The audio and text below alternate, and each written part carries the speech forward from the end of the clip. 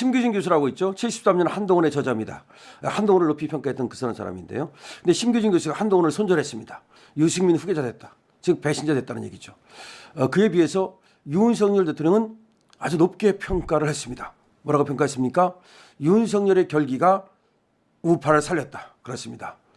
윤석열 대통령이 결기를 가지고 그렇게 버텨줌으로써 그 수모를 당하고 그 모욕을 당하면서도 아주 듬직하게 큰형처럼 아버지처럼, 그래서 윤버지라는 말이 생겨나지 않았습니까? 2030 세대들은 윤석열 대통령을 아버지라고 그렇게 생각을 합니다. 윤버지. 그래서 윤 대통령의 결기가 우리 우파를 살렸다는 겁니다. 반면에 한동훈은 유승민의 후계자가 됐다는 겁니다. 배신자가 되고 끝났다는 겁니다. 정치적으로 끝났다는 말입니다. 그러면 윤석열 대통령의 후계자, 과거는 그러니까 한동훈을 후계자로 봤던 거죠. 그런데 지금 후계자가 누가 됐습니까? 김문수가 됐습니다. 그런데 김문수가 뜨는 것은 엄청난 의미가 있다고 지금 이 심규진 교수는 얘기하고 있습니다. 심규진 교수가 페이스북에 글을 썼는데요. 아주 의미 있는 글입니다. 한번 여러분들 심규진 교수가 진단하는 현 정국에 대해서 들으면 그렇구나 라는 땅을 치게 되고 무릎을 치게 될 겁니다. 그러니까 우리가 손바닥을 치면서 말이죠.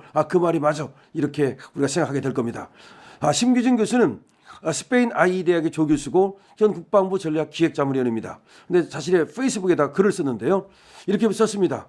MG 2030 세대뿐만 아니라 보수 우파 진영에 큰 울림을 주는 그런 글이라고 볼 수 있다고 지금 기사는 쓰고 있는데요.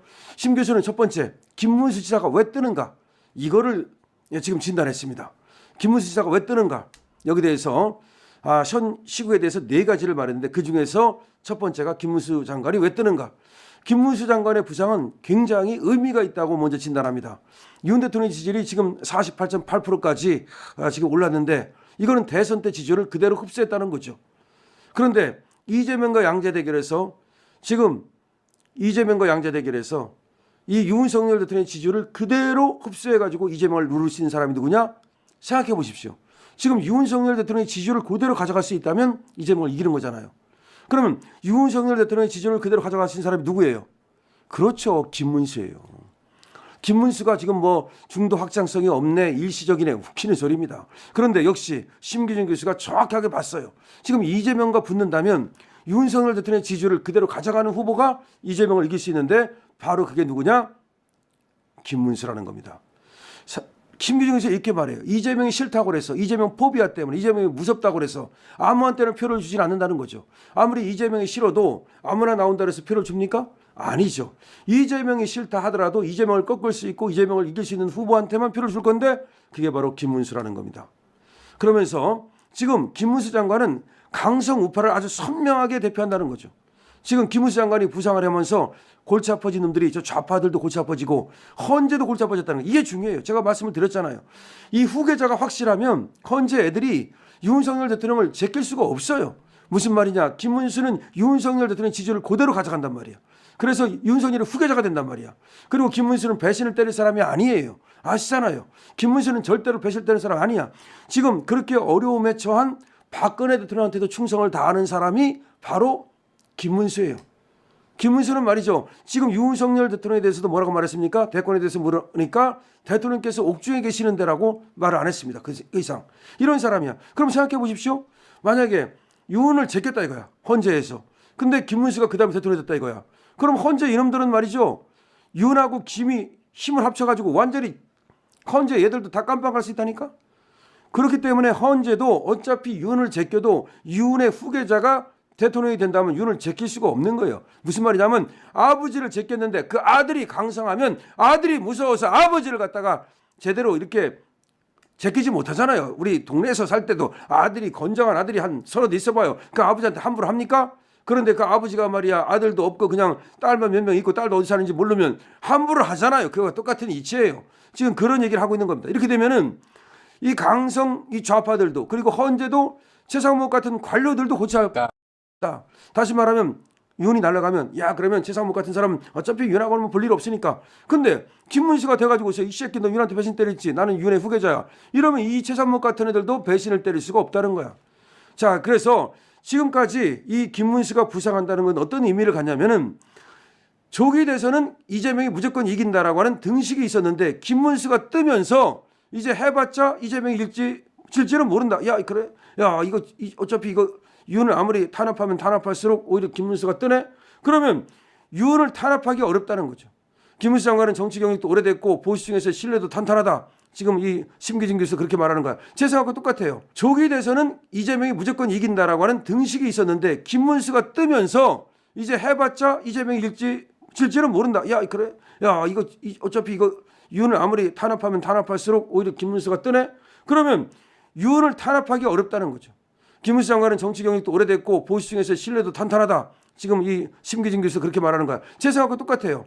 한마디로 좌파가 만만하게 봤던 윤석열 대통령을 정치적으로 제거하려고 하자 또 우파적으로 강하고 센 인물이 뒤에 버티고 있다 이거야. 그러니까 윤을 갖다가 좀 만만히 보고 정치력이 좀 약하다고 보고 제끼려 했는데 더 무서운 사람이 뒤에 김문수가 버티고 있다 이 말이야. 정치적으로는 제가 봐도 윤보다 김이 더 무서워요. 김문수는 말이죠. 한번 보세요. 차돌 같은 사람이에요. 윤은 어떻게 보면은 등치만 그지 마음이 착해. 그래가지고 사실은 이렇게 당하는 거예요. 미국에서 대통령 탄압이 잘 이루어지지 않는 이유도 대통령을 탄압해도 부통령이 승계하기 때문에 실익이 없기 때문이다. 똑같다는 거야. 미국은 대통령 탄압하면 그다음에 그 대통령 나가야 되잖아요. 그럼 부통령이 승계를 해요. 어차피 부통령은 그 대통령 편이잖아요. 그래서 대통령을 탄압을 못한다는 거야. 바로 그런 효과가 나타나고 있다는 거야. 다시 말하면 김문수가 다음에 정치적 후계자가 됐다는 거죠. 이건 제가 계속해서 얘기했던 거잖아요. 그래서 어떤 사람들은 미리부터 조기 대선 얘기하지 마라. 조기 대선 얘기하는 게 아니에요. 강신업이가 김문수 얘기하는 건 조기 대선이 아니야. 윤을 살리기 위해서 김문수가 필요하다는 거야. 그런데 역시 심 교수가 정확히 보고 있어요. 73년 한동훈에 저자했던 심 교수가 한동훈 전 대표에 대해서 유승민의 후계자가 됐다고 직격했어요. 손절해버렸습니다. 한동훈은 유승민의 후계자가 됐다. 재밌는 건 윤 대통령과 김문수 장관 사이는 개인적인 인연이 없었는데도 불구하고 이제는 서로 돕는 그런 관계가 됐는데 지금 윤석열과 한동훈은 가까운 사이였지만 완전히 끝나버렸다는 거죠. 마찬가지라는 거예요. 박근혜와 유승민도 가까운 사이였지만 배신 때렸잖아요. 그 한동훈도 윤석열 대통령과 가까운 사이였지만 배신 때렸잖아요. 똑같다는 거죠. 그래서 결국은 이 40년간 정치 생활을 통해서 투쟁력, 실행력, 경험, 검증된 정치력을 보여준 김문수 장관. 김문수 장관은 40년 정치했어요. 그 투쟁력이 있죠. 실행력이 있죠. 경험이 있죠. 검증된 정치력이 있죠. 김문수가 있기 때문에 보수 진영이 쉽게 무너지지 않을 것이라는 거예요. 정확히 보고 있어요. 그래서 지금 심기진은 뭐라고 말하고 있냐면 누누이 제가 강조했던 것처럼 현재 권력과 미래 권력의 파트너십, 결속력이 단단하다면 진영은 절대 무너지지 않는다. 현재 권력과 미래 권력이 단합을 해야만 무너지지 않는 거예요. 그러니까 이런 진영을 만든 게 윤 대통령의 용기 있는 결단과 단호한 의지와 꺾이지 않는 전투력 때문에 이게 가능했다. 즉 김문수가 뜬 거는 김문수 혼자 뜬 게 아니잖아요. 윤이 그렇게 만들었다는 거야. 용기 있는 결단, 단호한 의지, 꺾이지 않는 전투력. 정확해요. 심 교수는 말이죠. 이제 헌재가 다급한 모습을 보일 수밖에 없을 것이다. 마흔역을 불러들이려는 것도 거꾸로 말하면 얘들이 다급하기 때문이라는 거죠.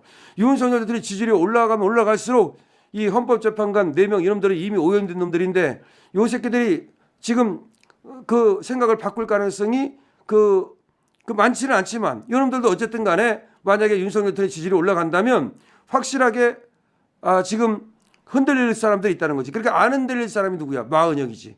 마흔역을 불러들여가지고 마흔역 그다음에 이미선 이놈들은 안 바뀌어. 문영배 이렇게 안 바뀔 놈들이 필요하기 때문에 마흔역을 빨리 불러들이려고 지금 쇼지를 하고 있다는 거죠. 그래서 한덕수 총리 먼저부터 해야 됐지만 제가 또 말씀드렸잖아요. 그런데 한덕수 총리 안 하고 바로 마흔역을 임명하려고 하는 건데 최상목은 여기서 꼭두각시를 하면 안 된다는 거지. 쟤들이 우연 판결을 하건 지랄을 하건 최상목은 마흔역을 절대로 임명하지 말고 버텨야 된다는 거지. 근데 최상목이 사실은 배신을 때리고 싶어도 윤석열 대통령 지지율이 올라가고 김문수가 올라가니까 예를 들어서 윤석열을 날려봤자 김문수가 된다? 그렇기 때문에 최상목이가 결국은 마흔역을 임명하지 않을 거라는 거지. 아주 정확히 보고 있는 거야. 즉 윤석열 대통령의 후계자가 김문수가 나타났기 때문에 윤석열이 이제 살 수 있다는 그런 이제 아이러니가 발생하는 겁니다. 김문수가 뜨면 윤석열이 죽는 게 아니라 김문수가 뜨면 윤석열이 삽니다. 정확히 하셨죠? 지금 심기진 교수도 그렇게 보고 있습니다만은 제가 여러 번에 걸쳐서 여러분께 말씀드렸던 겁니다. 자, 그래서 김문수도 띄워야 되는 겁니다. 우리 윤석열 대통령 띄우고 김문수 띄우고 같이 자유우파가 함께 노력하면은 결국은 윤석열 대통령도 부활합니다. 윤석열 대통령의 부활을 위하여 렛츠고 파이팅.